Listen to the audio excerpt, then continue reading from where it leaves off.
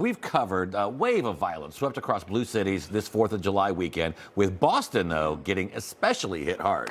More than a dozen people were shot. Cops were even targeted with fireworks. Now police leaders are warning that there simply are not enough officers patrolling the street, and unless that changes fast, the violence will keep escalating. Newsmax crime correspondent Jason Mattera is here with more. Jason?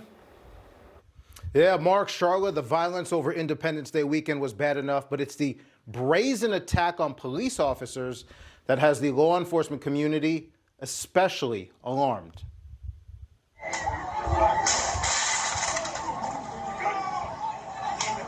They point to this body cam video released by the Boston Police Patrolmen's Association. The union says 6 officers were injured after being struck by fireworks in what they described as an intentional attack on cops trying to break up yet another street takeover. We spoke with Frank Frederickson of the Massachusetts Fraternal Order of Police, who says these mob-style attacks on officers are becoming all too common among young people who have grown up in the era of defund the police.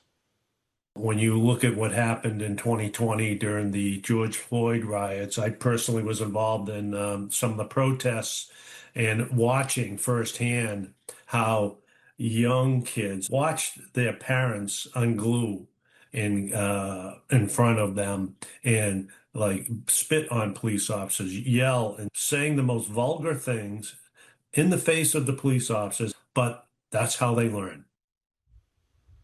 As for the other acts of violence over July 4th, 13 people were shot, 2 people were stabbed, and 2 people died. And law enforcement leaders say that the chaos will only get worse unless the city sends a clear message that these violent street takeovers will be met with stiff punishment.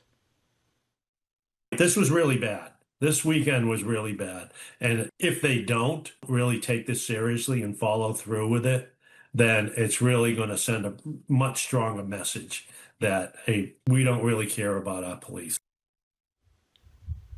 One city council member is calling for the mayor to convene a public safety summit to address the rampant summer violence. And if that summit does happen, the first agenda item, we're told, must be staffing. Boston is roughly 400 officers short of what is required by law, with new recruits failing to keep pace with retirements.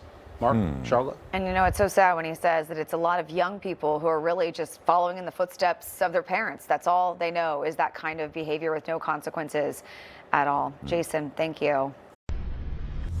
Information. Truth is freedom. Is Newsmax. It's real news for real people.